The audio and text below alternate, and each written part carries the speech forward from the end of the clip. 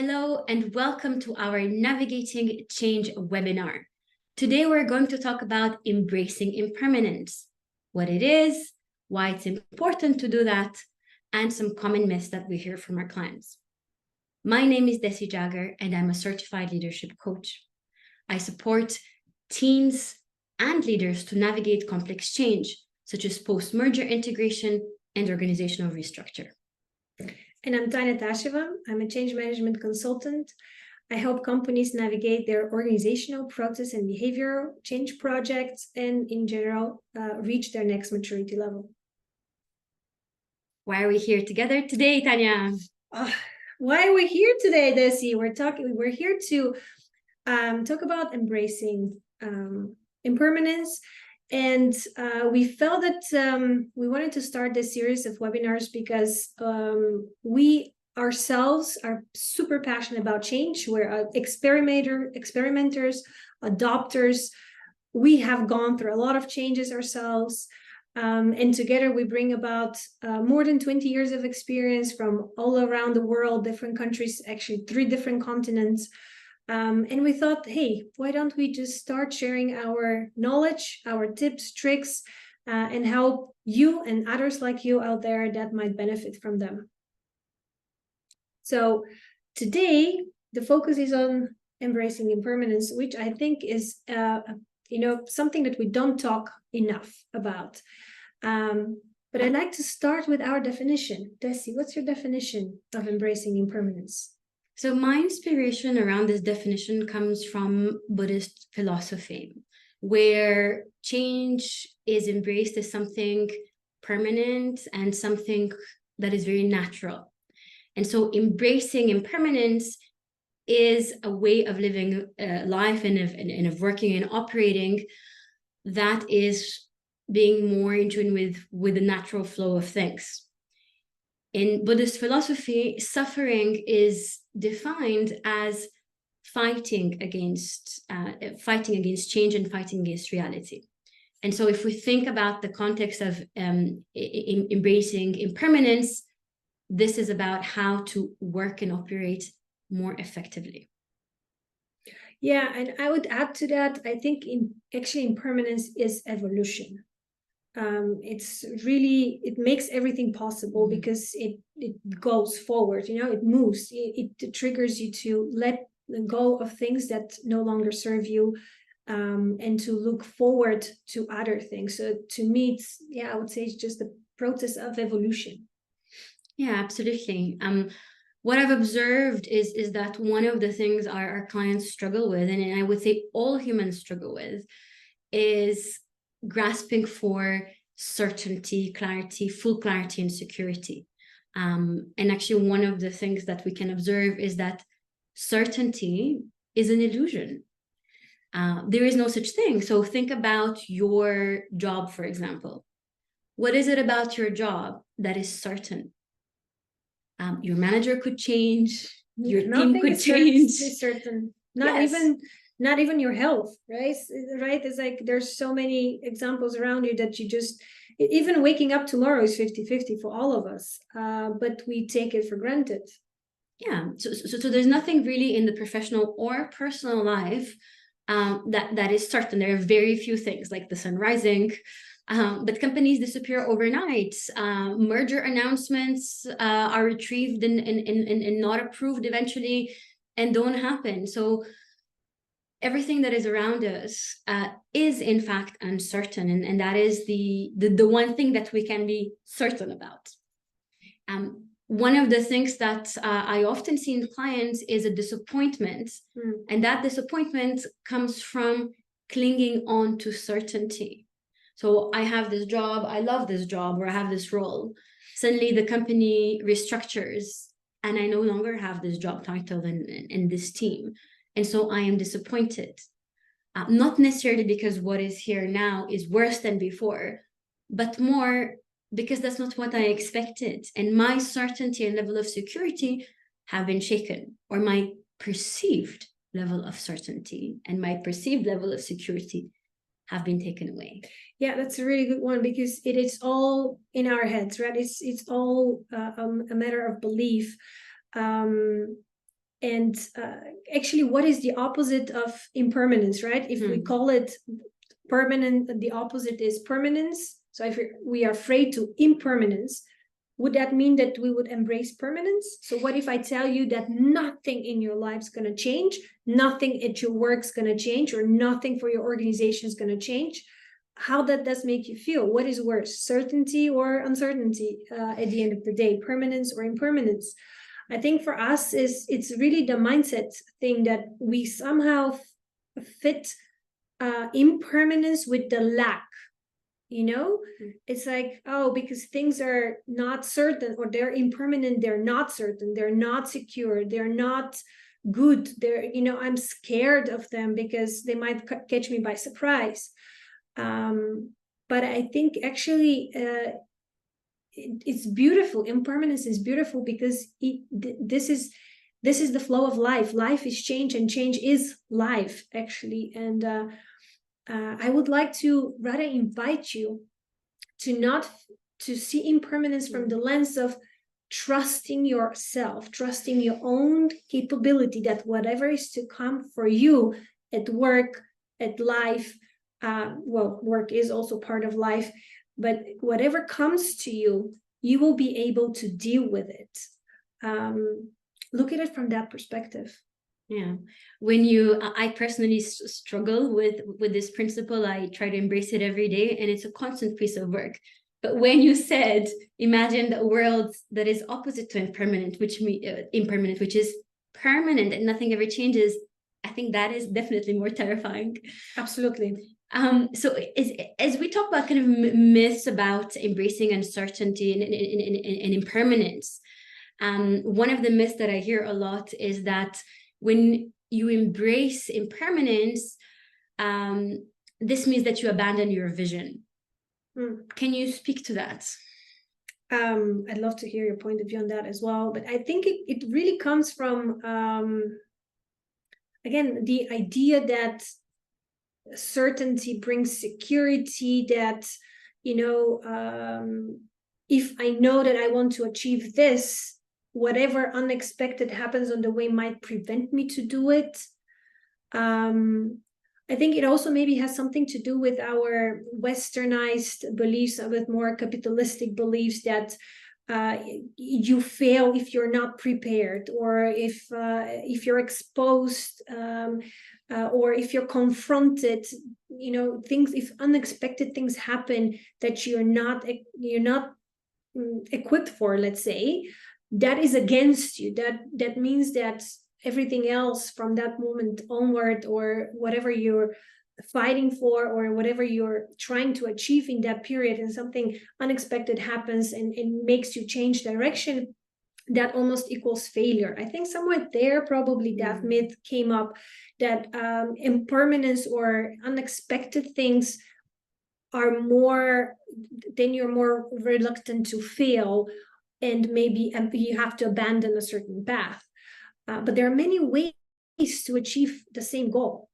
And there I'll bring again back to what I said in a little while ago. Just trust your own capabilities, because fear of making a mistake actually will, just by a fearing mistake, you'll make a lot of mistakes. Rather, look at it from an angle of opportunity. This happens to me, and it happens because it brings something else to the table for me, or maybe makes something else go away. In an organizational perspective, you might be stuck in an organization that doesn't allow much room for mistakes. So there, I think, thinking that you go with the plan, with the pre-agreement, that will make you successful. But is it really that part that is to bring success to your team or to the organization? I think being flexible, being agile, taking things as they appear for you, and trusting your own capabilities, that you'll make the best out of them. And as you talk about the fears that we have, and some of the struggles with impermanence, something else comes to mind, which is this concept that change is good or bad, right? And I would like to offer a different perspective, which is that change itself is neutral. And our perspective on it colors it positive or negative. And I'll give an example here of one of my clients who I have renamed for confidentiality, but Ahmed was very established in his role and loved working with his manager. Unexpectedly, one day this manager changed. And the person who came to manage the team was much more financially driven, much more of a numbers person. And Ahmed hated that. He criticized the lack of empathy or connection and a lot of things. And he just disliked this new relationship. He rebelled against the change, the impermanence that he was facing. And it was a struggle. The relationship was a struggle for quite some time. Now, what happened eventually was that Ahmed found a way to work with this manager. And over time, he became much more financially aware of the state of the business. He became much more analytical.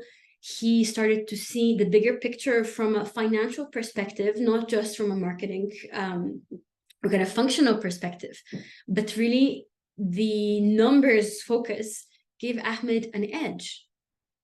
And eventually, thanks to this edge and expanding his range and capability, Ahmed got a promotion to a much more senior role that he would not have had he not expanded. Yeah. And so this impermanence of management was not welcome at first, but led to faster career growth and was beneficial in the end. And so one of the conclusions that Ahmed walked away with is that we need to work with impermanence and try to find the opportunities, the opportunities within it, and not fighting the impermanence when it's not something within our control, like who our manager is.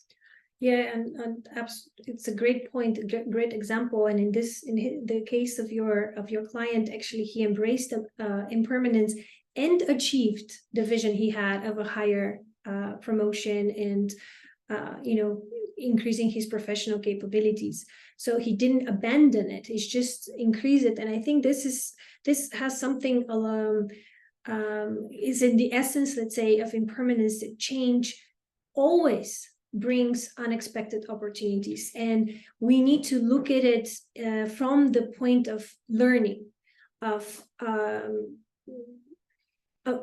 learning. I would say, if something unexpected, something that comes your way that you haven't been prepared for, look at it through the lens of a beginner, of a creator.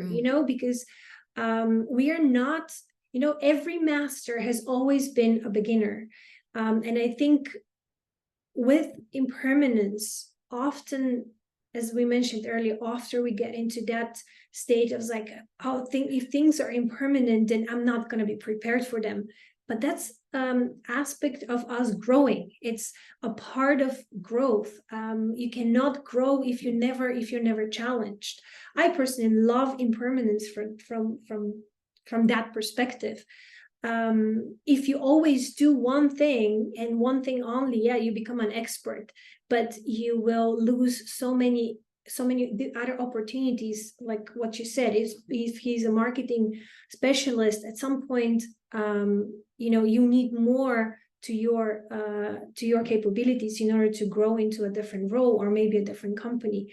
And I think as leaders in organizations, especially nowadays in this dynamic environment we're living in, the worst a leader can do is to take their role or their current position of power as permanent.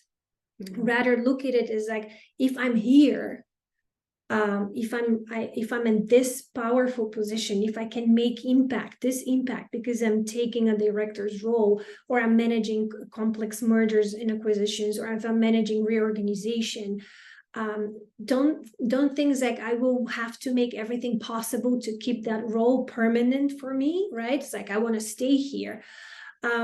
Whatever happens, you are not going to stay here, forever. It might be 5 years, it might be 15 years, but rather look at it from a perspective, what can I learn from it? How can I bring value to the organization from it? How can I create the opportunities for others? How can I grow from there? And always keep an eye on the next step, because next step will be on the horizon no matter when. And you make a good point about here about the opportunity. So I'll give a personal example. I have certain projects throughout my career that I have loved working on. And I had a case a couple of years ago where one of my favorite projects ended abruptly, right? There was some big circumstance and the project had to terminate, despite how well it was going. And so my resistance was, I don't want this to end. I am used to this project. I have taken it as permanent, something that I'm going to do, for at least a couple of years. I think at the time I believed I was going to do this for the rest of my life. Talking about being unrealistic, having unrealistic expectations. But in the spur of the moment and the excitement and the emotion, I was very disappointed that this project was ending. And I felt like, well, this wasn't my fault, but it was something out of my control, out of my realm. Now, as this project ended, it freed up space that allowed me to work on another project that I actually ended up enjoying more, that was better paid, and that had people that challenged me in a way that I grew even more. Now, it's very easy now in retrospect to say, well, I shouldn't have clung on to that initial project. Because of course, in the time we are emotional, we are attached. But I think that now, having experienced this several times, when something ends abruptly or without me wanting it, or I don't get something that I want, I am faster at reminding myself that things are not permanent, and that who knows what wonderful opportunity will come out of this. And so the question I ask myself when something ends is, I wonder what door is opening. I wonder where I need to look, what opportunity I have been ignoring or not creating or not having time to invest in. So that's a much more constructive, yes, but a positive, but in a realistic way, where we refocus our attention on that which is possible and in navigating and growing from that change. So to wrap up this episode, 4 key takeaways from embracing impermanence. Number 1, certainty is an illusion. Number 2, embracing impermanence is about reaching your vision, not abandoning it. Number 3, change itself is neutral. Our perception makes it good or bad. And 4, change also brings unexpected opportunities. Be open to them. Thank you very much for listening to us today. We have enjoyed your energy. If you have any questions, message us on LinkedIn. And if you would like to subscribe to this webinar, again, message us on LinkedIn. See you next time. Stay curious.